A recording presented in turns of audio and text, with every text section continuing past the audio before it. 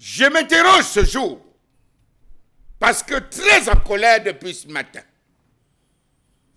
Je m'interroge sur la question de la polémique née après la publication d'un rapport de l'Institut national de la statistique attestant de la hausse de 229% d'importation du maïs en 2023, volume record depuis 5 ans dans ce pays. Jamais atteint.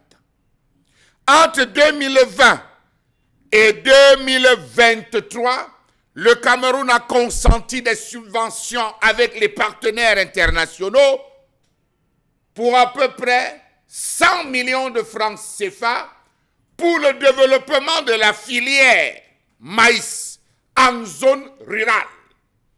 Distribution d'intrants, distribution de produits, protection, fongicides et tout pour protéger.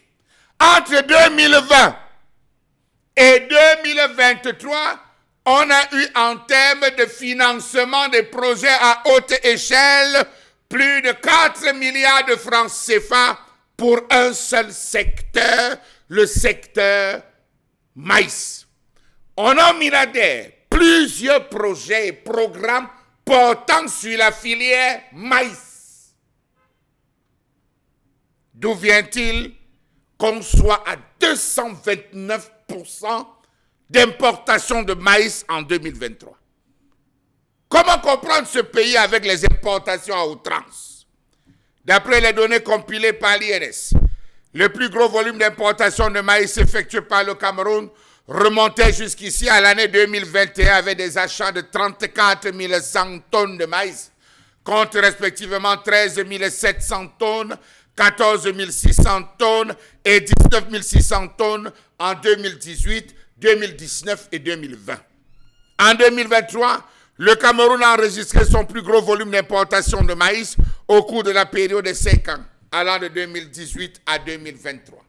Des appels ont été faits, des alertes ont été données par des ingénieurs agronomes par rapport à la situation, parce que l'ensemble des actions ont été portées sur le riz et quelques valeurs, distribution aux petits copains dans le secteur du maïs.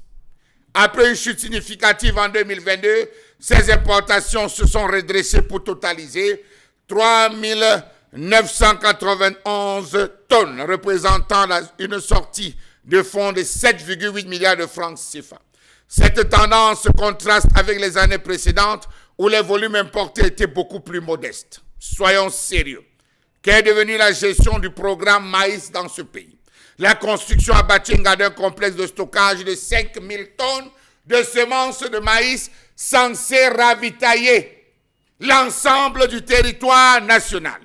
Qu'est devenue la gestion des programmes Agropole lancés le 26 novembre 2016 à Fumban dans la région de l'Ouest, Agropole dédié à la production, à la transformation et à la commercialisation du maïs à haute échelle.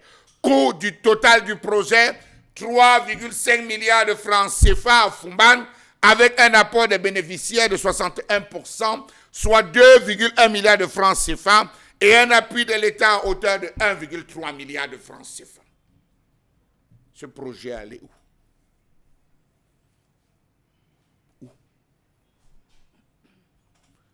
Cet appui portait sur l'acquisition de 25 tracteurs équipés, la mise en place d'une unité moderne d'extraction d'huile de maïs, la construction d'une provenderie, des infrastructures socio-communautaires qui devaient être réalisées, ouverture des voies d'accès à certaines exploitations sur 22 km, construction de 16 points d'eau potable, entre autres. Les 27 tracteurs là sont à Fumban. Allez savoir.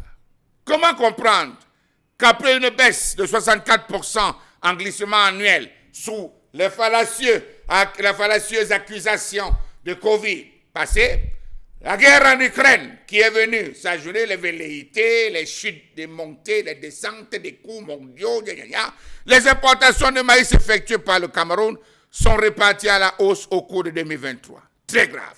Qu'est-ce qui peut expliquer cette situation? Ralentissement de la production de maïs alors qu'il y a eu financement et multiples subventions dans le secteur rural. Est-ce que les coopératives là, qui ont reçu, entre guillemets, ces financements ont réellement reçu ces financements? Est-ce que le projet, l'ensemble des projets portés par le maïs a véritablement atteint ce pourquoi il était destiné? Dans tous les cas, une chose est sûre, c'est que les experts et ingénieurs agronomes nous annoncent que 2024, on risquera d'atteindre 300% d'importation de maïs. Ils se cachent derrière la bière, disant que c'est la bière